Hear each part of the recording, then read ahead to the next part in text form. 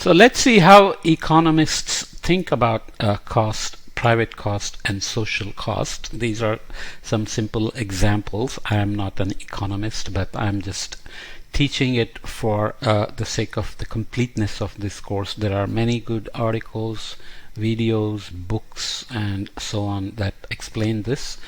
So one can always look up more if you are interested.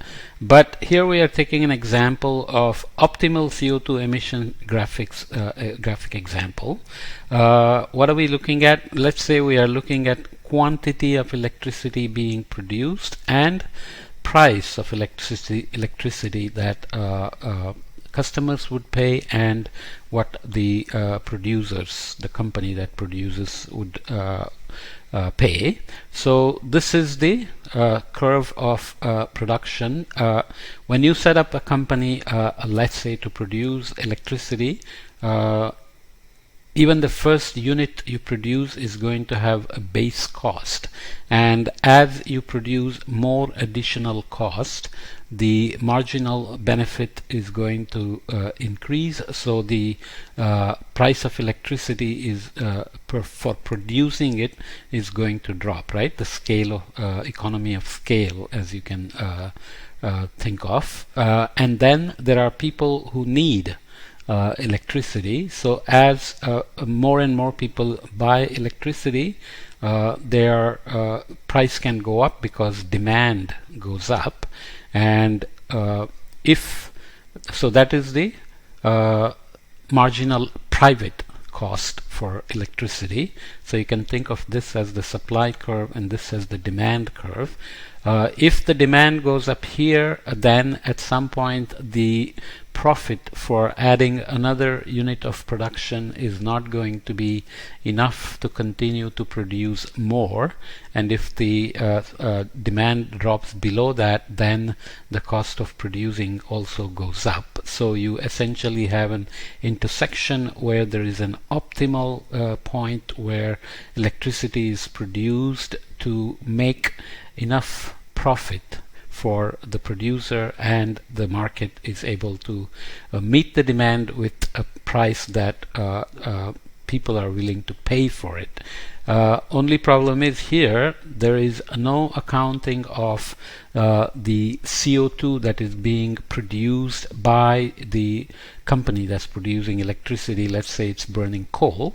The coal burning is producing energy and it's being bought by people, but the CO2 and particulate matter and all the other junk sulfates that are released by the coal burning has cost in terms of air quality, health, and so on. That is not accounted for in this case, so nobody is worried about it. But when you talk about social cost, marginal social cost, so there is theoretically an optimal level of CO2 and pollution that the society can bear. You can impose that as air quality standards, as we will see in a minute. So that is going to move this curve in that direction, where the production of electricity has to be now optimized not just by supply and demand, but one has to account for the marginal social cost. So the quantity of electricity produced would have to be pushed towards a lower value from QP to QS. Now you have accounted for what are called externalities by economists, where it's not just supply and demand, but there are external factors that add to the cost of consumption and production of electricity, and that's the concept of marginal social cost. So private cost would leave you here in terms of price of electricity and quantity of electricity to be produced, whereas when you add social cost, it's going to move you towards the left and up. So the price would go up compared to here, and the amount of electricity to be produced would go down. This would give you an optimal point that accounts for the social cost.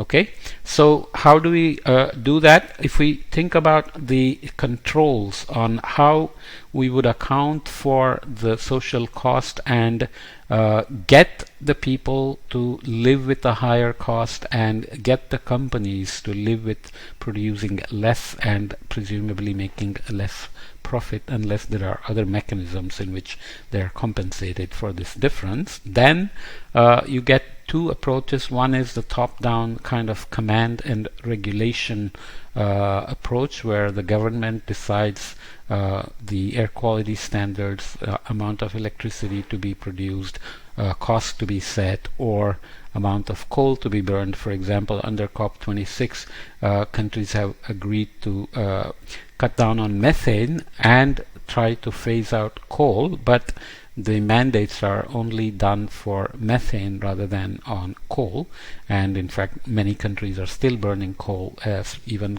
progressive country like Germany is not only burning coal, but it's actually doing serious environmental damage to mine for new coal. US exports coal, Australia exports coal, and so on and so forth. So all those things matter. So in the command and control graphic example, government would mandate the standard that cannot be exceeded, so that forces the marginal social cost to be here, and the quantity of electricity and amount of CO2 to be emitted are being regulated in this top-down approach. The other approach is so-called market approach, where you go through social cost of carbon and then you find other mechanisms where the value of electricity and the amount of electricity to be produced are determined by various so-called market mechanisms.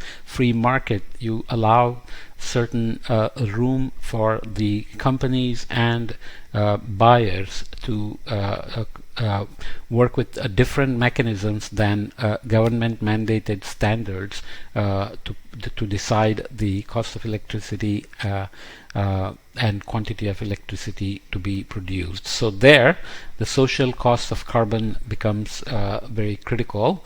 So I will maybe stop this at here, even though this is a slightly short podcast.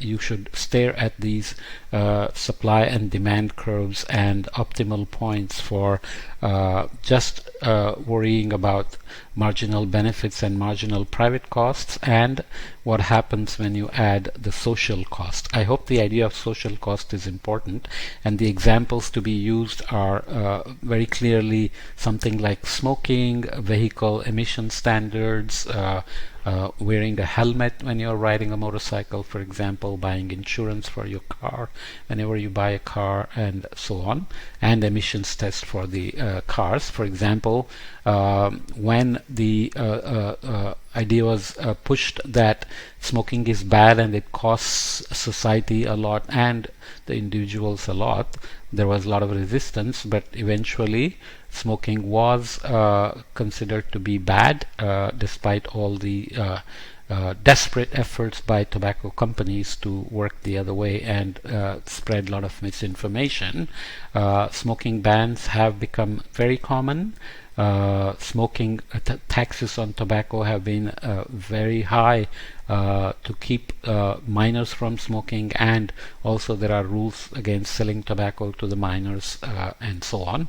So all these are command and control type of regulations, because for something like smoking, which is a choice that is not as necessary for life as burning fossil fuels or using electricity, for example, to do anything in life, to live in a building, to live in a house, to run your computers, to run your phone, your stoves, maybe even your cars with electric vehicles, you need electricity. So the command and control for electricity and the associated externalities of carbon emissions are obviously very different than smoking and ruining your own lung and costing to the society in terms of secondhand smoke.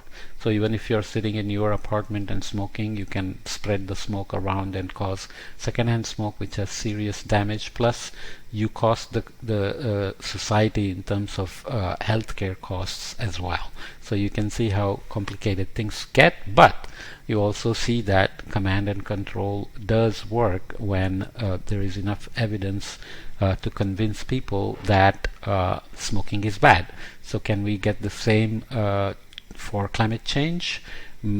Right now there is a lot of controversies, but hopefully someday polluting will become a stigma, just like smoking has become now. So in the meantime, we'll come back and look at social cost of carbon and how market-based approaches to controlling carbon may look like. Okay, many are already implemented, so we'll look at some examples and the pros and cons. Under bending the curve, I also have a chapter on these market-based regulations and command and control regulations, the pros and cons, examples of Europe, example of California, and so on. So you can look that up as well.